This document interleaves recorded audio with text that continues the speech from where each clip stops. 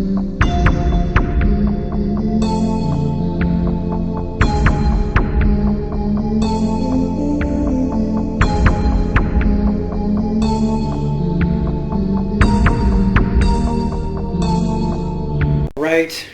Hey everybody, welcome back to the channel. This is Rob here at Smirking Gun Reviews. It's Sunday night. It's almost 9 o'clock. Watchmen Season 1, Episode 4 just got over with. So full spoilers if you've not seen this episode because we're going to talk about it. And this is definitely a filler episode. But it's a lot of information. We get a few answers. We get a lot more questions. And so this won't be a really long video. And honestly, I was trying to think, like, what's going to piss people off about this one? Like, what are they going to be like, oh, about? And honestly, there's like two things in here that I could maybe for sure people would be like, maybe get their butt in a twist over. Otherwise, it's just a solid episode. Legacy and lineage is what this episode really is about. It's a lot about family and background and who's your, we hear a lot of stories about people's upbringing. We hear a lot of where they came from, questions about where they came from, answers to where they came from. What does it matter where you came from? And the story is called, and this is the most fitting, I love this, because it's called, If You Don't Like My Story, Write Your Own. Which is something similar to what I say on my channel sometimes, where it's like, if you don't like my video, make your own. If you think I'm doing a terrible job, and you're screaming to the heavens, this guy sucks. Or to any video or whatever, you go see a movie, you're like, that sucks. Or you read a book and that sucks. Get a piece of paper out, write it down. Do your own thing. And I feel that way, like this, what, almost could be a message about this show. Is like, if you don't like this show, if you don't like Watchmen, if you don't like the direction it took, go write yourself some fan fiction, man. That's how fucking 50 Shades of Grey started, right? And that made millions. It's Twilight fan fiction. So come on. Yeah, everybody's got their own stories. I got one brewing in my head I keep thinking about.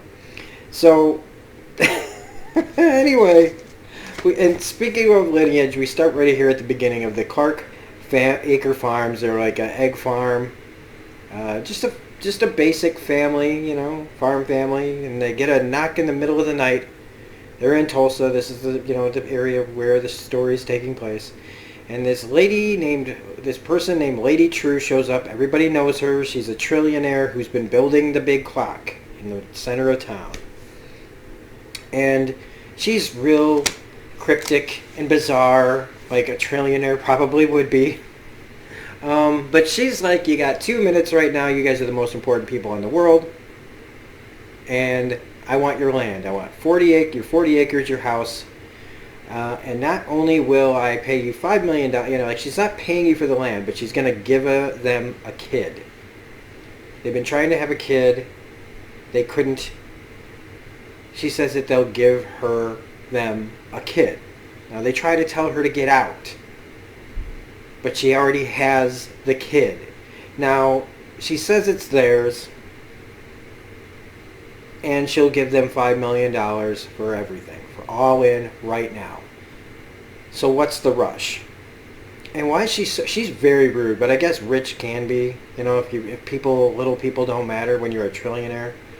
But she also makes like that really rude joke about like, if you don't sign in 10 seconds or 30 seconds, I'm going to destroy the child, which she goes back on, but again, it's just such a weird line. But it's like she talks about their legacy. They don't have kids. When you die, this land, it doesn't, who are you leaving it to? You are extinct.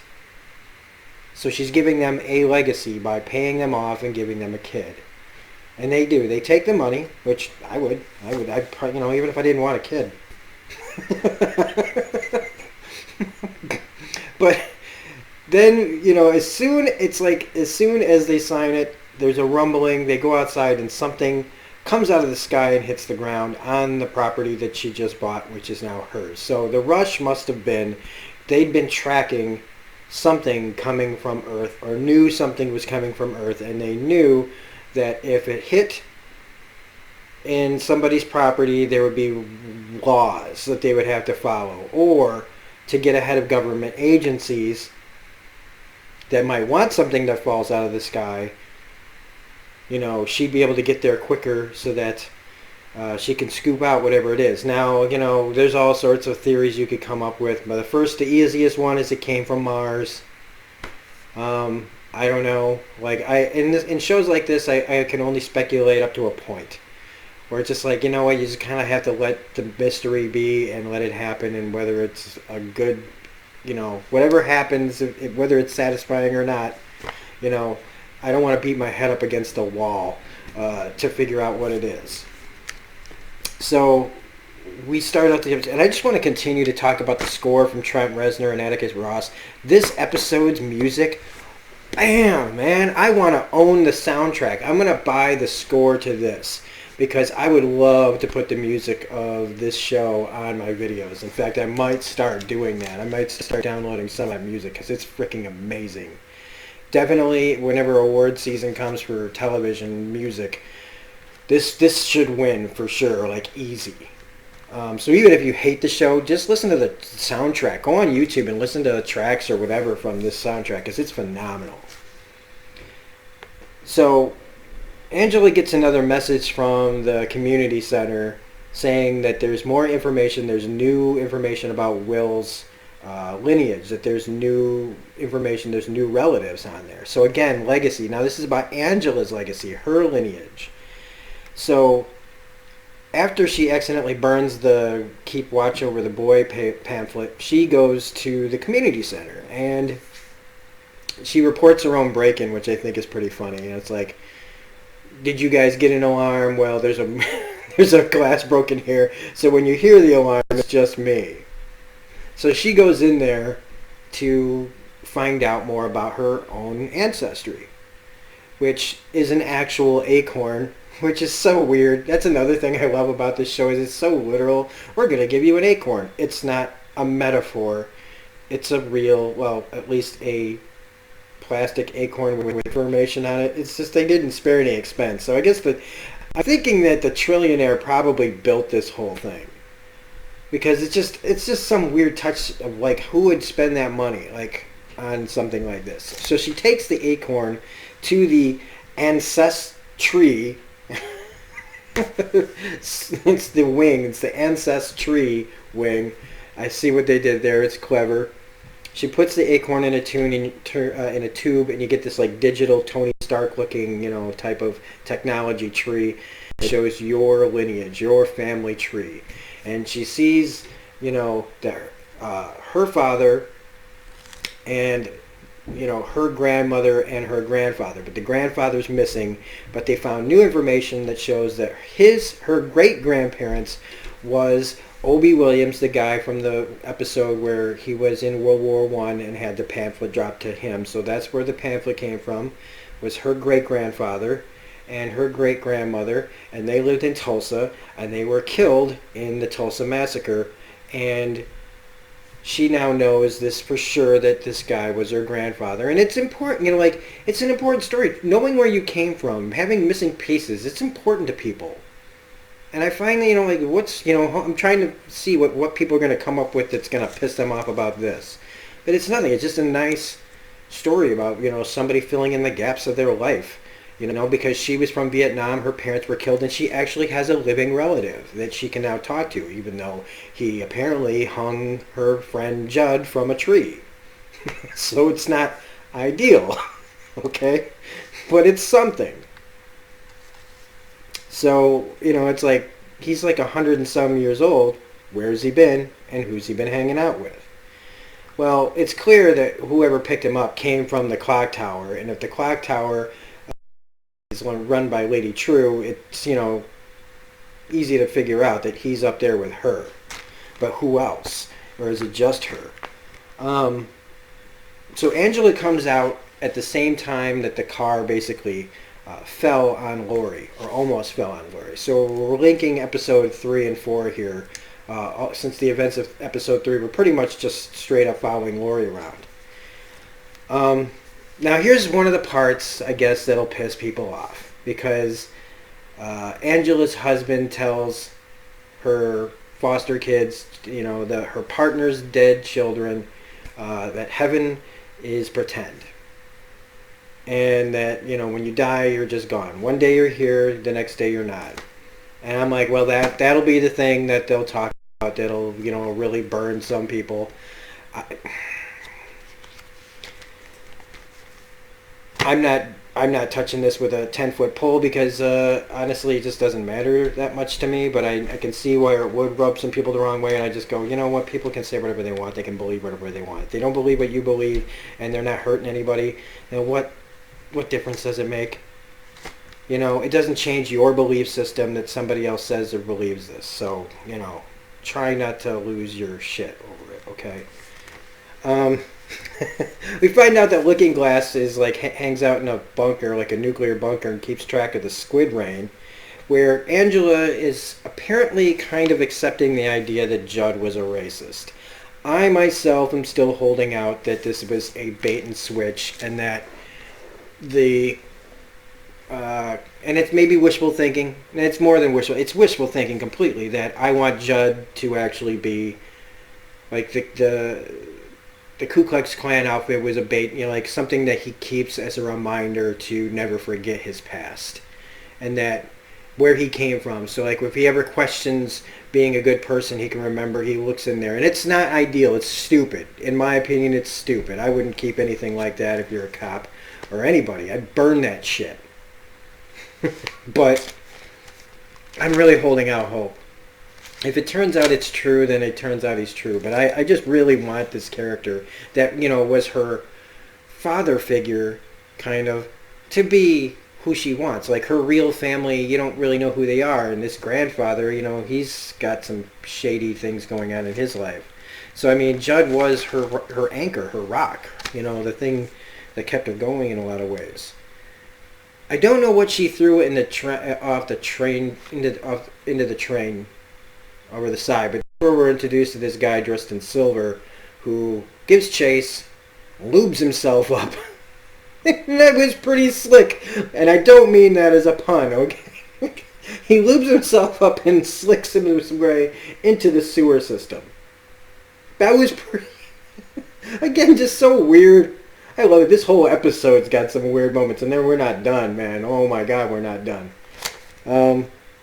So he slides into the sewer, and she goes back to her base, her operations, and Senator Keene's there, and he's all, if I'd have known, that I should have known, that I'd be there, would put a target on my back, and I'm like, yeah, and here's what I think he did know that it would put a target on his back. I think he knew it, and he's behind this. I think he's the bad guy, and while maybe you guys don't think so, I believe that this is where we're headed. I think, and the obvious stuff, the subverting of expectations is the smiling senator is really the bad guy, the guy who's trying to, looks like he wants to help. If somebody's looking like they want to help too much, it usually means because they aren't really trying to help.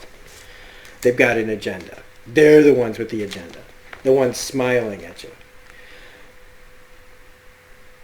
Oh, wait, I shouldn't have smiled. What's my agenda? To talk about Watchmen. Lori takes over Judd's office and finds out, we get that she knows who Will Reeves is. She doesn't know that he's really Will, well, maybe his name isn't Abar, but he was a New York cop in the 40s and the 50s. He retired. He drops off the face of the earth. We also get the term thermodynamic miracle, something that Dr. Manhattan used to say to Lori. And we learn about Lori's legacy. Angela gets told Lori's legacy and lineage from her, the guy in the back seat, Petey or whatever his name is, where she's told about how the comedian is her dad, and Silk Spectre is her mom, and the reason she's born is out of a sexual assault, basically. Happy times. And, just where everybody comes from, it's just another dark story. She's talking about pain and heroism and the masks and why people wear them. I still really, I love Lori and Angela's dynamic. I think a show that's driven by two strong women is great, and I love the fact that they don't see eye to eye, and Angela's hiding things from Lori, and I'm sure that Lori's really smart. She's abrasive. I love it. I love her abrasiveness. I love it. I can't help it. I don't know what it is. It should bother me. It probably grates on a lot of people. I had one commenter say he can't wait till she dies. Whatever. Fine, whatever. It's a fictional character. But I like it a lot. And so they go to the clock tower, where another thing is said that might piss people off, where they go to meet Lady True, and the male FBI agent wants to go with, and she's like, ladies only. I don't know if that'll make people mad. It doesn't bother me. I would like, what's that guy going to contribute? Is he going to tell more stories about heroes? Like, this is, for the big boys, girls, ladies, women. So they just talk about, it basically just leads up to them talking in Vietnamese. That Lady True asks, says something about her grandfather. He like, did you find the pills or something like that? And Angela says back to Lady True, if he wants to ask me, that effer can find out for himself. So we know where he is, and they want her to know where he is. To what end, I don't know. Because by the end of this episode, with what happens then, it's kind of weird. And we get the words that we learned this from the seeds of his inspiration. And they're talking about Adrian Veidt. That all this was from the seeds of his inspiration. I highlighted that phrase because I think that might be important. But we get to Adrian's story, part of the story, and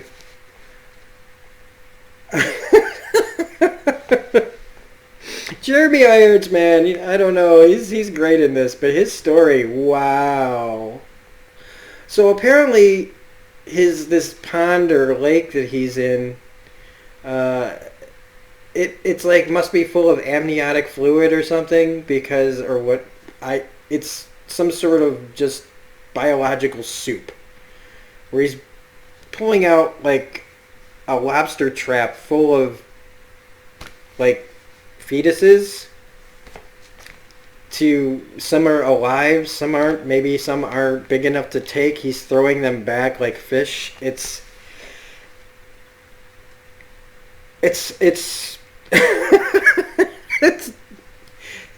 it's so weird, and it's gonna upset probably some people in that form. I guess you could say this is upsetting.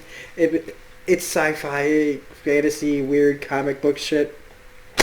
So he takes like a couple of viable ones, puts them in a great big incubator, and he turns and he walks away. And the noises that are coming from this incubator are very upsetting. I'm sitting here listening to these noises where he turns on the record player just to drown out the noise of them, as you can tell where this is going, are growing. And rapid, like very, very, very, very rapid growth, where you're hearing screams and screeches and cracks and squishy noises that are just... I'm so glad we didn't have to watch that. I mean, I wish we didn't have to see the full frontal male nudity of some guy with a huge dong. But he grows his clones like this way. This is where he keeps getting, not his clones, but his assistants, his helpers, his maid and butlers. This is where they come from. Who put that there? I don't know. But it is what it is. And he dresses him up, and we find out that over the night he killed all of his other help. And that's why he needed to go out to the lake and fish out a couple of new ones.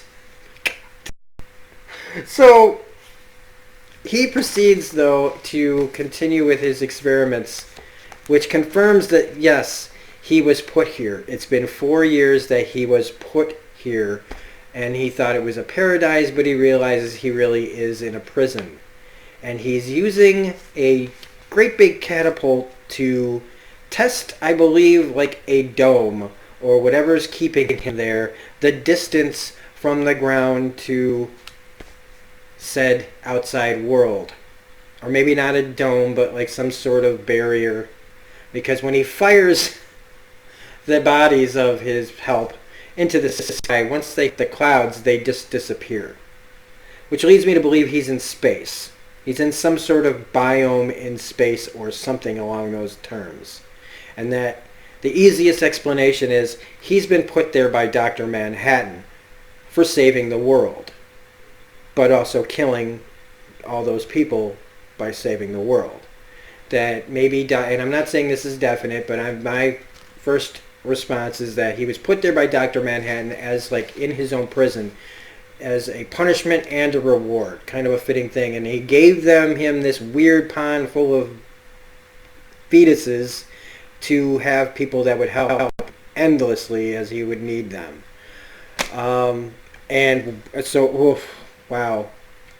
So he's plotting his escape from this place.